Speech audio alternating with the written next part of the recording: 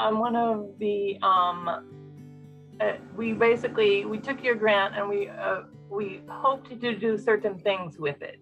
And things did not go according to plan. So the statement that you began this meeting with is very relevant to the story of Volcano Precious Plastic and how the micro grant affected us in the past few months. So basically, you guys kept us afloat. That grant came at a critical time. We didn't understand what was happening at the time, but Volcano Precious Plastic, for those of you who don't know, has arisen sort of organically. It's a plastic recycling small batch sort of organization. So with the county eliminating the plastic recycling apart from the high fives, and then closing our one landfill in Hilo and leaving us only with the Kona landfill, that's when myself and the volunteers of VPP, some of whom are present today, joined together to try and address this huge plastic problem that is going to be impacting our Aina for decades to come. Centuries, actually. Plastic lasts basically forever. So stuffing it into our one landfill it didn't sit well with any of us. So we decided to address the plastic that we can, and it's a community-driven endeavor. So our members come to us with their plastic that they've cleaned. We shred it using solar power, and then we create plastic items out of it. So what we're moving towards and what we're hoping to form is a circular island economy where we take the plastic that we already have on island, which we all know is more than plenty. And instead of importing things made out of plastic from the mainland or China or wherever, we can actually create a way to make those products out of our own recycled plastic if we treat the plastic properly. People have treated it as rubbish, and you know how that goes, and that's why the plastic recycling was discontinued, is because they had the dumpsters at the transfer centers and people were throwing dirty diapers in there and pizza boxes, and you know, it was a mess. It's not it's not easy to recycle even in the best of circumstances. So that's we established the best of circumstances, and we have a strong member community that supports us, and they clean their own plastic, they bring it to us. And like I said, we shred it using solar power. We have two basic streams where we use that plastic. One is we add it as aggregate into concrete for decorative items. And the other one is we have an extruder that will melt down the plastic and we can make it into other things. Now this extruder is more challenging than we had foreseen. There's a huge history with Puna Precious Plastic, and the precious plastic universe is actually a global phenomenon that a designer in the Netherlands came up with years ago. So it is a global network, and there's people all over the world that are making the machines. It's all open source, free, open. Anybody can start a precious plastic. It's not a one entity kind of thing. It's meant to be all these hubs that work together and sort of synergize, and each takes one small part.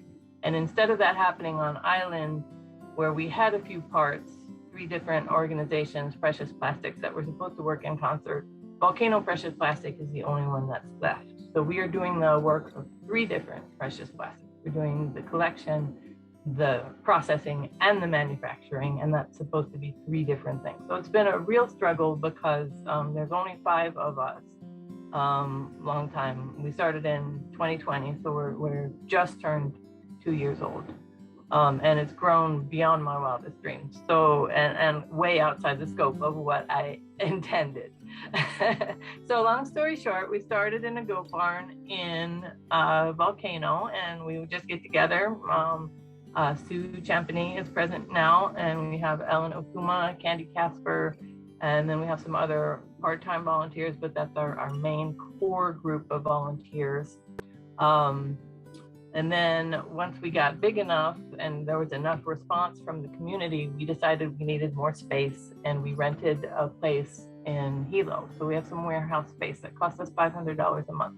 And that's what we used the micro grant for. We intended to use it as buying new shredders, and we had all these great dreams. We were going, oh, it's so much money, we're going to do this and we're going to do that and we're going to do the other. But our sales dropped.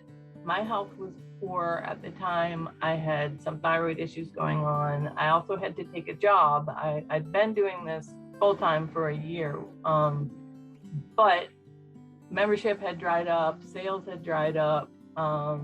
So I had to take a full-time job. So now Volcano Precious Plastic is like my lunch hour job. And it's a full-time job in itself. So it's a juggling act. So without that micro grant, we would not have survived, is what I'm trying to get across. So thank you very much. Not only did it help us survive, but it gave us the bandwidth to sit back and take a look at moving forward what we need to do. And on the same day that I took a full-time position so that I can actually have my own oxygen mask on before I'm trying to do these other things, the very same day we received a grant in collaboration with several other organizations, and it's an Our Town NEA grant, and it's very substantial.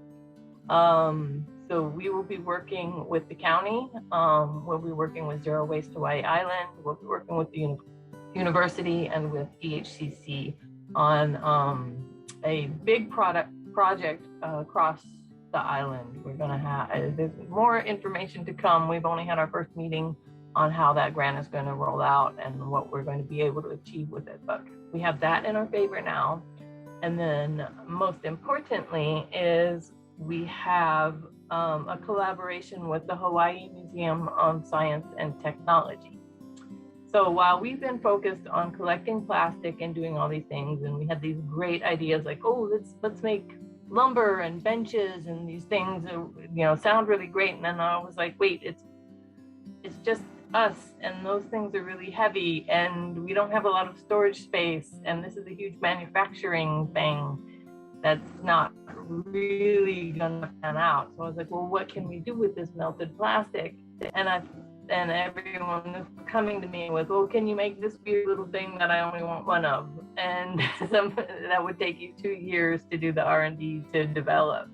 And I'd be like, no, I can't do that. I'm sorry, I can only do what I can do. So then I started thinking, well, I don't know much about it, but there's this 3D printing technology. Perhaps we could make the filament for 3D printing out of our recycled plastic. And that way we could make basically anything. It's just up to the designers on what we could make. And while I was thinking of that and saying, okay, do I have enough money left after paying rent? Do I have enough money out of that to pay for this one machine that I would need to make that happen? And I didn't. I needed to just cover our expenses. But at the same time, one of our members who is involved with EHCC connected some dots. And she said, you know what, I'm working with the Museum of Science, Hawaii Museum of Science and Technology, which I had never even heard of.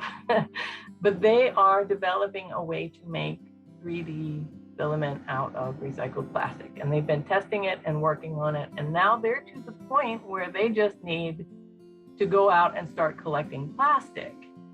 So that's one river and then my river coming together, where we were about to take on each other's projects because we didn't know each other existed. So because of the one individual that knew about both of us connecting those dots, we're able to collaborate with this museum, and we're both so relieved that we don't have to reinvent the wheel of each other's projects. And they've also offered some financial support if they can get some grant money to help cover our expenses and to purchase the shreds. We have hundreds of pounds of shreds right now of plastic that they can use. So they're actively doing the R&D. I think I am still going to need to buy that machine that we have, the extruder that melted into kind of a Play-Doh spaghetti factory kind of line of melted plastic. But I need another machine to take it down to the small filament and keep it, consistent across the entire spool of filament. It's only about $650, and then there's shipping on top. But that's the only thing I need to make that happen. And the museum is also strapped for cash, so I don't think they're going to be able to purchase it. but they are really invested in this. So they are going to write a grant to try and get a better shredder and try to, we can ramp up our production essentially.